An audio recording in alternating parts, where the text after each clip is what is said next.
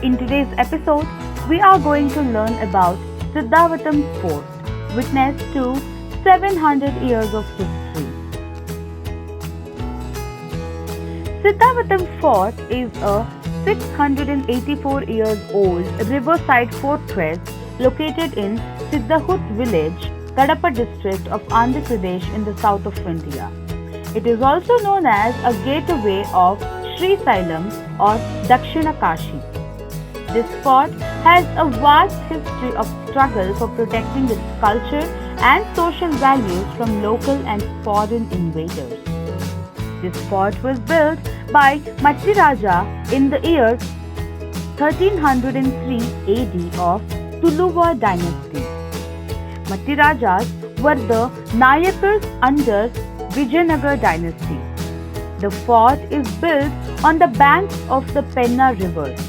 This fort was gifted by Vijayanagar Emperor Araviti Venkatapati Rayulu II in 1605 to Yallamma Raju for the victory in Utupuru War.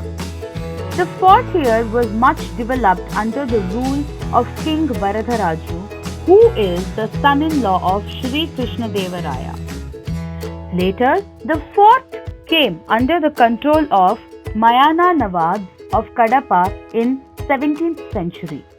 Hyder Ali, the then Mysore king, captured the fort during 1779 to 1780 AD. In the year 1792, this fort came under the control of Nizams of Hyderabad, who captured this fort from Tipu Sultan of Mysore. In the year 1800, the British took over the fort from the Hyderabad Nawabs. This is a defensive fort which was under the British East India Company for more than 150 years. East India Company made this as their capital to run their administration. From 1807 to 1812, Siddhahut was the district headquarters for Kadapa district. Later, the administration was moved to Kadapa as this place will be isolated whenever Penna river floods. This fort was later administered by Archaeology Department of India in 1956.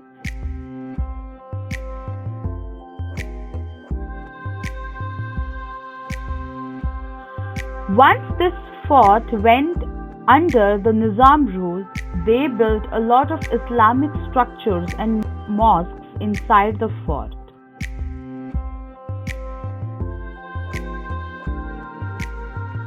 You actually can find a life-size Nandi deity with severed head in the fort, which is probably destroyed in this era. The fort extends over an area of 300 acres. Visitors can view the gateways and decorated pillars at the two ends of the fort. It is noteworthy that the 17 bastions which once used to protect the region are still visible in the fort. The fort houses an ancillary passage which allows the visitors to gain access even after the closure of the main gate. It is considered as the gateway to Dakshina Kashi. The temples present inside its premise include the Ranganatha Swami Temple, Siddheshwara Temple, Durga Temple and the Bala Brahma Temple. These are some of the best stone-carved temples found in this area. Many of their pillars are made of a single stone. The roofs of these temples are covered with stone slabs. The god and goddess sculptures are made of single stone carvings, which are very beautifully made. Inside this fort, there are many complexes as well. The main structure of this first area is totally built of granite stones. The name of this fort has historic significance. It is also called as the Siddhahut area, since this region had many siddhas who were yogic people known for their natural remedies with herbs. These siddhas used to sit on a round platform built around the banyan trees. Hence, this place was called as Siddhavata in the medieval era when the Udaygiri kingdom ruled here. This fort saw much local aggression with the Reddiyars and the Vijayanagara kingdom over centuries.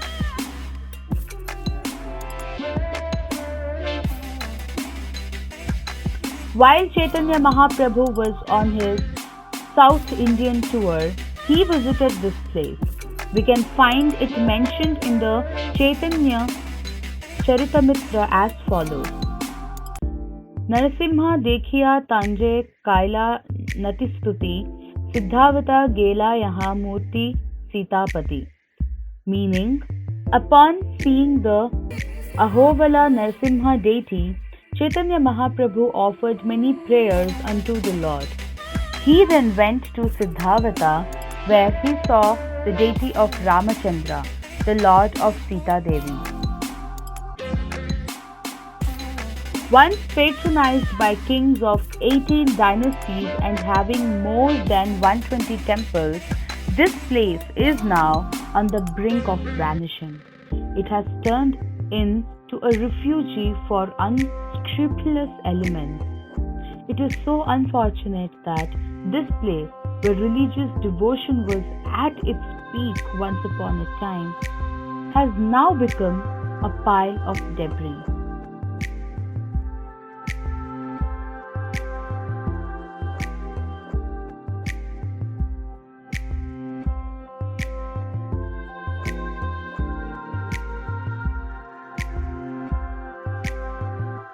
Please do like, share, comment and subscribe to our channel RKSS Creations.